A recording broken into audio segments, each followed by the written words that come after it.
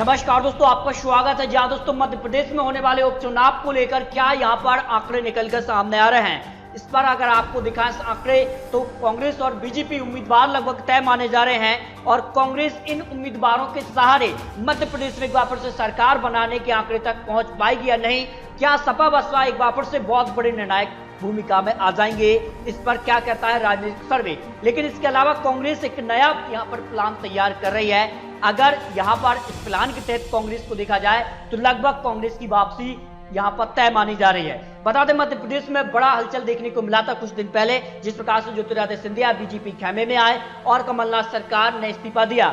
अब मध्य प्रदेश में बीजेपी सरकार है, लेकिन कमलनाथ सरकार का साफ तौर पर कहना है कि जल्द उनकी वापसी होगी। तो क्या कमलनाथ सरकार की वापसी या बरकरार रहेगी बीजेपी, ये तय कर देगी इन 24 सीटों की जो यहाँ पर चुनाव होना है, उपचुनाव, उस पर जो है क्या राजनीतिक सर्वे यहाँ पर निकलकर सामने आ रहा है। बता दें मध्य प्रदेश के लिए काफी बड़े चेहरे अब बीजेपी में हैं, तो भाई पूर्व सीएम यहाँ पर दिग्विजय सिंह और यहाँ पर कह सकते हैं कमलनाथ सरकार क्या एक बार फिर से मध्य प्रदेश में वापसी कर पाएंगे, इस पर क्या कहता है उपचुनाव के लिए जो आंकड़े निकलकर सामने आ रहे हैं। बता दें कांग्रेस ने जो है लगभग अपने नाम यहाँ पर घोषित किए हैं और उन नामों के सहारे वो उपचुनाव की रणनीति तैयार कर रहे हैं। तो क्या इन नामों के सहारे वो चुनाव जीत पाएंगे, इस पर 24 सीटों का क्या कहता है गणित। बता दें 2 सीटें पहले से खाली हैं और अगर बात की तो 22 कांग्रेस के जो विधायक थे उन्होंने इस्तीफा दिया है, इसके बाद कुल 24 सीटें खाली हो जाती हैं। तो कांग्रेस क्या कुछ बीजेपी के विधायक तोड़कर एक नया प्लान के तहत मध्य प्रदेश से एक बार फिर से सरकार में वापसी कर पाएगी, इसका हमें यहाँ पर साफ तौर पर संकेत कमलनाथ सरकार ने इस्तीफा देने के पहले ही कहा था कि आज है, आज के बाद कल भी होता है, कल के बाद परसों भी होता है। तो क्या कमलनाथ सरकार की जल्द वापसी होगी मध्य प्रदेश के लिए, इस पर क्या कहते हैं मध्य प्रदेश के आंकड़े। वर्तमान के अगर आंकड़े देखा है तो बीजेपी के पास अपने 107 विधायक हैं, तो कांग्रेस के पास सिर्फ अब 92 बचे हैं। ऐसे में क्या सपा बसपा एक बार फिर से निर्णायक भूमिका में आ जाएंगे। बता दें अगर कांग्रेस के लिए सपा के और जो बसपा निर्दलीय उनको मिलाकर भी आंकड़े देखें तो केवल 99 तक ही पहुंचते हैं। अगर ये यहाँ पर अगर देखें तो आंकड़ा जो है 116 का है, उसके लिए अभी भी जो है कांग्रेस के लिए 17 सीटें और चाहिए, तब जाकर वो सपा बसपा और कांग्रेस के अपने दम पर सरकार बना पाएंगे। लेकिन कांग्रेस एक और रणनीति यहाँ पर तैयार कर रही है कि कुछ विधायक अगर बीजेपी से नाराज हैं तो उनको अपने पाले में किया जाए। तो इसके चलते कौन कौन से वो नाम है और क्या उसके लिए रणनीति तैयार कर रही है, इसके भी आंकड़े आपको दिखा देंगे।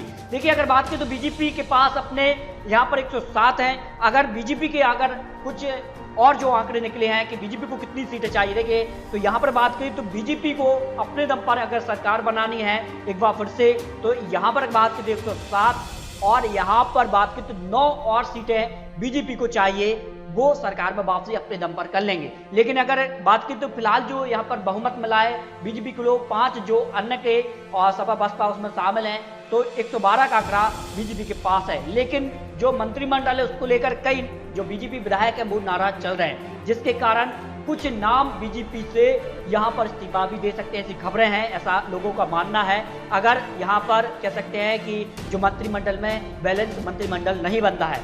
लेकिन जो कांग्रेस ने अपने नामों का पैनल यहाँ पर सामने जारी किया है, जो खबरों के हिसाब से जो यहाँ पर निकल कर आ रही हैं कि ग्वालियर सीट से अशोक शर्मा, सुनील वर्मा, संत कृपाल महाराज को टिकट मिल सकता है। कांग्रेस के बड़े नाम यहाँ पर सामने निकल कर आ रहे हैं। इसके अलावा ग्वालियर पूर्व से अशोक सिंह, ब्रजेंद्र तिवारी का नाम यहाँ पर सामने निकल कर आ रहा है।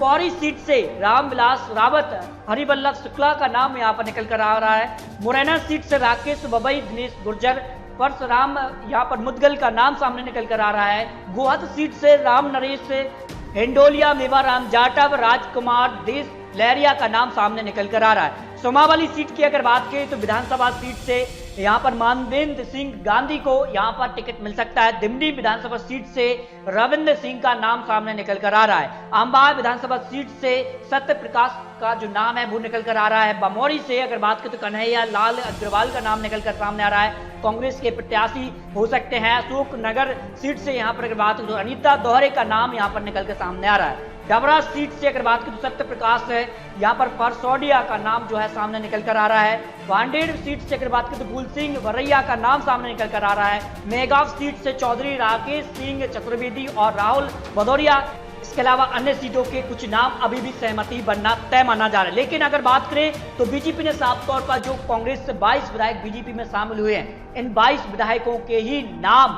उपचुनाव में यहाँ पर सामने रखे हैं कि इन 22 विधायक को ही बीजेपी एक बार फिर से चुनावी मैदान में उतारेगी।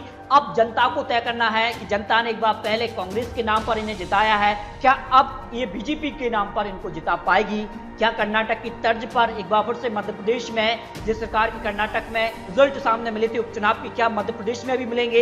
ये तो आने वाला वक्त बता देगा। लेकिन अगर बात करें तो कुछ सीटें जो यहाँ पर निकली हैं और जिस प्रकार से अगर आंकड़े बने हैं मध्य प्रदेश के लिए, उस पर क्या कहता है राजनीतिक सर्वे। देखिए, अगर बात करें तो मध्य प्रदेश में फिलहाल अगर आंकड़ा देखें तो बीजेपी का काफी भारी नजर आ रहा है, क्योंकि मध्य प्रदेश के चंबल ग्वालियर जो क्षेत्र, उससे जो बड़े नेता है वो है ज्योतिरादित्य सिंधिया और उनके जो गढ़ माना जाता है। और उस क्षेत्र के लिए अगर बात करें तो बीजेपी भी काफी मजबूत, काफी बड़े नेता भी इस क्षेत्र से आते हैं। तो फिलहाल अगर आंकड़े उपचुनाव को लेकर देखी जाए तो बीजेपी के यहाँ पर भारी नजर आ रहा है। लेकिन मंत्रिमंडल या कुछ अन्य कारणों के कारण कुछ बीजेपी के विधायक कांग्रेस में चले जाते हैं और निर्दलीय और सपा बसपा का एक बार साथ कांग्रेस को मिलता है, तो फिर मध्य प्रदेश में एक बार फिर से कमलनाथ सरकार की वापसी हो सकती है। फिलहाल जो अगर आंकड़े देखें मध्य प्रदेश के लिए तो 10 से 12 सीट कमलनाथ सरकार यहां से निकाल सकते हैं। वही कुछ सीटें जो है सपा बसपा एक बार फिर से उनके पाले में डाल सकते हैं। तो केवल 9 सीट यहां पर बीजेपी को चाहिए अपने दम पर सरकार बनाने के लिए। अगर सपा बसपा का जो समर्थन फ्लोर टेस्ट में मिला था वो एक बार फिर साथ देता है तो फिर बीजेपी को सिर्फ 4 सीटें ही चाहिए, क्योंकि वर्तमान में अगर देखें तो बीजेपी का 112 का आंकड़ा है और बहुमत का आंकड़ा 116 का है, तो सिर्फ 4 सीटें बीजेपी को चाहिए। इस दम पर तो बीजेपी आसानी से उपचुनाव पर जीत दर्ज कर लेगी। लेकिन कांग्रेस और कमलनाथ सरकार का यहाँ पर नया प्लान भी तैयार हो रहा है, तो क्या वो नया प्लान तैयार है, इसकी भी जानकारी आपको बहुत जल्द मिल जाएगी। और आपको क्या लगता है, क्या मध्य प्रदेश में कमलनाथ सरकार की वापसी होगी या फिर बरकरार रहेगी बीजेपी? अपनी राय कमेंट बॉक्स में रखिए, क्योंकि आपकी राय यहाँ पर देखी जाती है कि आपकी राय किस प्रकार की है और किस विधानसभा सीट से आप किस उम्मीदवार को जिता सकते हैं। तो अपनी राय कमेंट बॉक्स में रखिए और इसी प्रकार के लेटेस्ट अपडेट पाने के लिए आप प्लीज चैनल को सब्सक्राइब भी कर लीजिए, ताकि आने वाली जानकारी का नोटिफिकेशन आपको टाइम मिलता रहे।